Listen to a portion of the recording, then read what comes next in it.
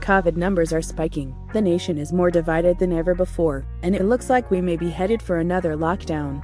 So it makes sense that into these apocalyptic times would re-emerge the harbinger of despair himself, Donald John Trump. Yes, it doesn't look like Trump will be reappointed as president anytime soon, but he's still managing to make headlines just by lashing out and being petty in a manner that somehow won him millions of cultishly devoted fans. And Trump being the flawless physical specimen that he is, perhaps we shouldn't be surprised that his latest targets are our nation's Olympic athletes.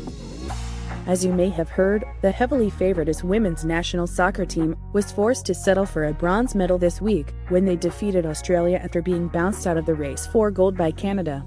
Obviously, just making it to the Olympics, let alone winning a medal of any color, is an impressive achievement for any athlete, and the women's team still has a great deal to be proud of. But if there's one thing that Trump hates, it's a loser. We might feel the same if we had to look at one in the mirror every morning. Zing. So DJT just couldn't resist offering his 2 cents on the team's unexpected loss, and the statement he emailed to his supporters serves as a strangely reassuring reminder that he's still the same old Donnie. If our soccer team, headed by a radical group of leftist maniacs, wasn't woke, they would have won the gold medal instead of the bronze. Woke means you Lewis, everything that is work goes bad, and our soccer team certainly has, Trump wrote. There were, however, a few patriots standing.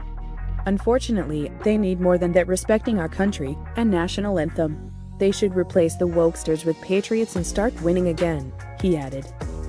From there, Trump zeroed in on team captain Megan Rapinoe, a supporter of several progressive causes, who has lit Trump's tiny little fuse many times in the past. The woman with the purple hair played terribly and spends too much time thinking about radical left politics and not doing her job, he wrote.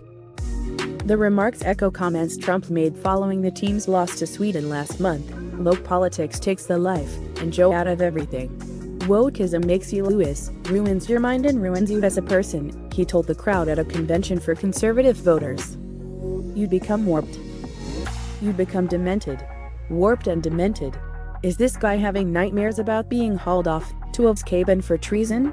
Anyway, the trash talk comes as no surprise, especially when you remember that this is the same fella who'd called a racehorse a junkie a few months back.